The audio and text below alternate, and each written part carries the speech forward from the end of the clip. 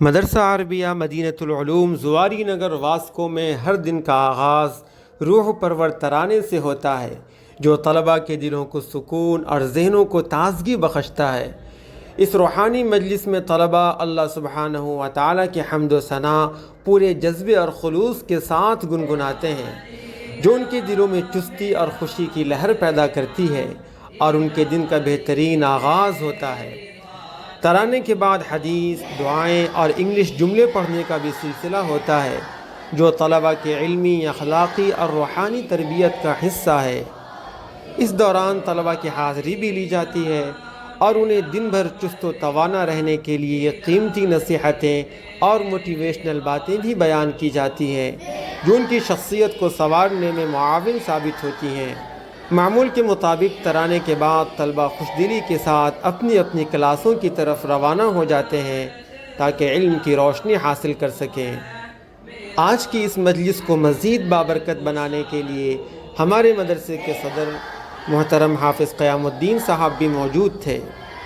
انہوں نے ترانے کے بعد اپنی قیمتی باتوں اور نصیحتوں سے طلباء کو نوازا۔ ان کی رہنمائی نے طلباء کے دلوں میں علم و عمل کا شوق اور دین کے مطابق زندگی گزارنے کا جذبہ پیدا کیا۔ یوں مدرسے کا یہ روحانی و علمی ماحول ہر روز طلباء کی ترقی اور تربیت میں ایک نمایاں کردار ادا کرتی ہیں۔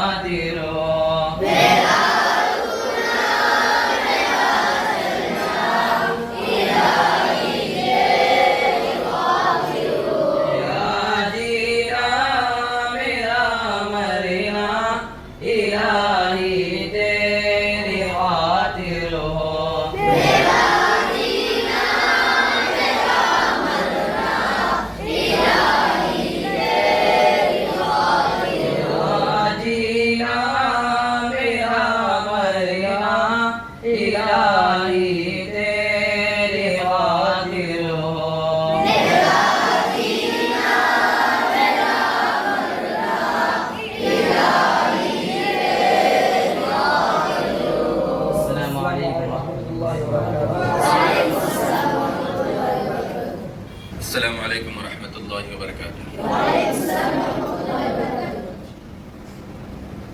الحمد للہ وکفی وسلام علی عبادہ الذین اصطفی، اما بعد، اعوذ باللہ من الشیطان الرجیم، بسم اللہ الرحمن الرحیم۔ هل يستوي الذین یعلمون والذین لا یعلمون؟ قال النبی صلی اللہ علیہ وسلم خیرکم من تعلم القرآن وعلمہ۔ عزیز طلباء کرام، معزز اساتذہ کرام، آج ہمارا مدرسہ عربیہ مدینہ العلوم کا ایک ترانے کا پروگرام ہوا، جو ہر روز صبح میں ترانہ آپ طلباء کرام سے پڑھایا جاتا ہے۔ اس کے اندر جو کچھ پڑھا گیا آپ نے سنا، اور آپ نے خود اس کو جو ہے دہرایا ہے، جس کے اندر اللہ سے ایک التجا ہے، اللہ سے ایک دعا ہے کہ اللہ تبارک و تعالیٰ میرا مرنا میرا جینا کس کے لیے ہے؟ اللہ تبارک و تعالیٰ کے لیے۔ تو ہم جئیں گے بھی کس کے لیے؟ اللہ کے لیے، مریں گے بھی اللہ کے لیے، ٹھیک ہے؟ چونکہ یہ جان اللہ کی دی ہوئی ہے، ہم اللہ کے لیے اس کو کیا کریں گے؟ لگائیں گے۔ دوسری چیز یہ ہے کہ اللہ تبارک و تعالیٰ نے آپ حضرات کو علم دین حاصل کرنے کے لیے اپنے گھروں سے نکال کر یہاں اللہ تبارک و تعالیٰ نے اپنے کرم سے آپ حضرات کو یہاں پر بھیجا۔ یہ بہت بڑا اللہ کا احسان ہے، اللہ کا کرم ہے، اللہ کا انعام ہے۔ یہ سب کو سعادت نصیب نہیں ہوتی۔ دنیا کے اندر بہت سارے بچے ہیں جو دنیا کی تعلیم حاصل کر رہے ہیں۔ دنیا کے اندر بہت سارے بچے کہاں جا رہے ہیں؟ اسکول میں جا رہے ہیں، دنیا کی تعلیم حاصل کر رہے ہیں، لیکن اس دنیا کی تعلیم کے حاصل کرنے پر اللہ کا کوئی وعدہ آخرت میں نہیں ہے۔ کہ آپ نے سنا ہے کہ انجینئر کو اللہ تبارک و تعالیٰ آخرت میں اتنا بڑا انعام دے گا، ڈاکٹر کو اللہ تبارک و تعالیٰ اتنا بڑا انعام دے گا، جنت کے اندر اللہ تبارک و تعالیٰ ایڈوکیٹ لائر کو جو ہے اتنا بڑی جنت عطا کریں گے، کبھی سنا ہے؟ لیکن اللہ تبارک و تعالیٰ نے قرآن کریم پڑھنے والوں کو، اللہ کے کلام کو پڑھنے والوں کو، اللہ کا دین حاصل کرنے والوں پہ یہ اللہ اور اللہ کے رسول صلی اللہ علیہ وسلم نے آخرت میں بہت بڑے انعامات کے وعدے فرمائے۔ اللہ کے نبی صلی اللہ علیہ وسلم نے فرمایا خیرکم من تعلم القرآن وعلمہ، فرمایا کہ تم میں سب سے بہتر وہ ہے، کس سے بہتر؟ سب سے بہتر وہ ہے جو قرآن کو سیکھے اور سکھائے، سب سے بہتر ہے۔ حالانکہ اللہ کے نبی صلی اللہ علیہ وسلم کے زمانے کے اندر صحابہ میں بہت بڑے بڑے عمل کرنے والے تھے، جہاد کرنے والے تھے، رات رات پر کھڑے ہو کر نمازیں پڑھنے والے تھے، اپنے مال کو اللہ کے راستے میں خرچ کرنے والے تھے، بہت بڑے جو ہے عبادات میں لگے ہوئے صحابہ تھے۔ لیکن اللہ کے نبی صلی اللہ علیہ وسلم نے اپنے صحابہ سے سب سے بہتر کس کو کہا؟ جو قرآن کو سیکھے اور قرآن کو سکھائے۔ سیکھنے والے بھی افضل، سکھانے والے بھی افضل۔ تو سب سے افضل کون ہے دنیا کے اندر؟ آپ لوگ ہیں الحمدللہ کہ آپ قرآن کو پڑھ رہے ہیں اور آپ کو قرآن پڑھا رہے ہیں، یعنی دونوں لوگ افضل یہاں پر الحمدللہ اللہ نے دونوں کو جمع کیا ہے آج دنیا کے اندر۔ اس لیے ہم اپنے ذہن کے اندر اس بات کو رکھیں کہ ہم دنیا کی تعلیم حاصل کرنے والے بچوں کو دیکھ کر، اسکول میں جانے والے بچوں کو دیکھ کر ہم حیرت نہ کریں، یہ اسکول میں جا رہے ہیں، آزاد ہیں، یعنی دنیا کے اندر اس علم کو حاصل کرنے کے لیے آپ کو اگر تھوڑی سی تکلیف ہوتی ہے، کھانے کے اعتبار سے تکلیف ہوتی ہے، ماں باپ کو چھوڑ کر آئے ہیں، رہنے کے اعتبار سے تکلیف ہے، یہ کچھ دنوں کی تکلیف ہے، لیکن اللہ تبارک و تعالیٰ کا کلام آپ کے سینوں کے اندر داخل ہو جائے گا، آپ اللہ کے کلام کی حفاظت کرنے والے ہوں گے۔ اللہ تبارک و تعالیٰ نے فرمایا اِنَّا نَحْنُ نَزَّلْنَا الذِّكْرَ وَإِنَّا لَهُ لَحَافِظُونَ، کہ ہم نے قرآن کو اتارا ہے اور ہم ہی اس کی حفاظت کریں گے۔ تو اللہ نے حفاظت کا ذریعہ کس کو بنایا ہے؟ آپ لوگوں کو بنایا ہے کہ اللہ تبارک و تعالیٰ قرآن کی حفاظت کیسے کریں گے؟ کہ اللہ سینوں کے اندر قرآن کو اتار دیں گے، ساری دنیا کے لوگ مل کر قرآن جیسے نسخے کو جلا دیں، اور ایسا ہوا ہے دنیا کے اندر کہ قرآن کو مٹانے کے لیے، قرآن کو ختم کرنے کے لیے کئی لاکھ قرآن کو چلایا گیا، پانی میں بہایا گیا۔ ایک زمانے کے اندر کسی ملک کے اندر اتنے قرآن اور کتابیں سمندر میں ڈالی گئی کہ سمندر کا پانی کالا ہو گیا، اس کی سیاہی، لیکن اللہ نے آج تک قرآن کو مٹنے نہیں دیا اور قیامت تک نہیں مٹے گا، بلکہ قرآن کا کوئی ایک لفظ بھی، کوئی ایک نقطہ بھی کوئی ایک زبر دیر بھی کوئی تبدیل نہیں کر سکتا، اس کو ختم نہیں کر سکتا، اس لیے کہ اللہ کا وعدہ ہے اس کی حفاظت کرنے کا، اور اس کی حفاظت کا ذریعہ اللہ نے کس کو بنایا؟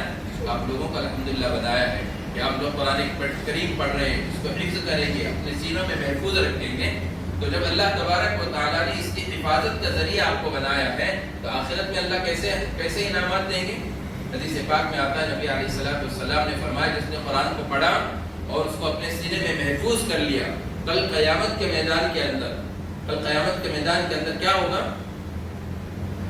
نفسی کا عالم ہوگا، ہر شخص پریشان ہوگا، یہاں تک کہ سارے نبی پریشان ہوں گے، اور سارے نبی علیہ الصلوۃ والسلام کے پاس سب کو سفارش کے لیے بھیجیں گے، جبکہ سورج سوا نیزے پر ہوگا اور ایسی تپش ہوگی کہ آدمی پریشانی کے اندر، پسینے کے اندر ڈوب رہا ہوگا، کوئی گھٹنے تک، کوئی ٹخنے تک، کوئی کمر تک، کوئی گردن تک، کوئی پورا پسینے میں ڈوب رہا ہوگا، کوئی جو ہے سایہ نہیں ہوگا۔ اس وقت اللہ تبارک و تعالیٰ ایسے لوگوں کو جنہوں نے قرآن پاک کو دنیا کے اندر حفظ کیا، ان کو کیا کریں گے؟ ان کے ماں باپ کو بلائیں گے اور ان کے ماں باپ کو اللہ تبارک و تعالیٰ ایسا تاج پہنائیں گے کہ جن کو دیکھ کر لوگ رشک کریں گے اور پوچھیں گے کہ کون لوگ ہیں، کوئی نبی ہے یا کوئی بڑے لوگ ہیں؟ کہا جائے گا کہ نہیں، یہ وہ لوگ ہیں جنہوں نے اپنے بچے کو قرآن کریم حفظ کرایا، قرآن کریم دنیا کے اندر پڑھایا تھا اور اپنے بچوں کے سینوں میں قرآن کو ڈال دیا تھا، جس کی وجہ سے ان کی آج کیا ہے؟ عزت ہے۔ یہ تو ان لوگوں کی ہے، آپ کے والدین کی ہے جنہوں نے محنت کر کے آپ کو یہاں بھیجا اور پڑھا رہے، اور جب والدین کی اتنی عزت ہوگی، جس نے قرآن حفظ کیا، جس نے اپنے سینے میں قرآن کو بسایا، اس کی کیا عزت ہوگی؟ اس کو اللہ تبارک و تعالیٰ کیا کہیں گے کہ قرآن پڑھتا جا اور جنت کے درجے چڑھتا جا، جتنا قرآن پڑھے گا، جہاں آخری آیت پر جا کر رکے گا وہ اس کا مقام ہوگا، اتنا بڑا درجہ اللہ تبارک و تعالیٰ عطا فرمائیں گے۔ یہ ان لوگوں کے لیے نہیں ہے جو دنیا کی تعلیم حاصل کر رہے ہیں، ان لوگوں کے لیے جو قرآن کی، دین کی تعلیم حاصل کر رہے ہیں۔ اس لیے ہم دنیا والوں کو دیکھ کر، اسکول میں جانے والے طلباء کو دیکھ کر ہم افسوس نہ کریں، ہم اپنے آپ کو سعادت مند سمجھیں کہ اللہ نے دنیا کی تمام جھمیلوں سے نکال کر ہمیں سعادت بخشی، ہمیں اللہ تبارک و تعالیٰ نے جو ہے سعادت مندی دی کہ ہمیں اللہ تبارک و تعالیٰ نے اس ادارے میں بلا کر جو ہے اللہ کا کلام حفظ کرنے اور اس کی حفاظت کرنے والوں میں اللہ تبارک و تعالیٰ نے ہمیں شامل فرمایا۔ اس لیے کیا کریں گے؟ ہم اپنے آپ کو جو ہے سعادت مند سمجھیں گے اور اللہ کا شکر ادا کریں گے کہ اللہ تبارک و تعالیٰ نے ہمیں سعادت عطا فرمائی، اور ہم کیا کریں گے؟ محنت کے ساتھ قرآن کریم کو جو ہے حفظ کرنے کے اندر اور اعلیٰ تعلیم حاصل کرنے کے اندر، علم دین حاصل کرنے کے اندر پوری محنت اور جدوجہد کے ساتھ اس کو حاصل کرنے کی کوشش کریں گے انشاءاللہ۔ اللہ تبارک و تعالیٰ سب کو عمل کی توفیق عطا فرمائے۔ وآخر دعوانا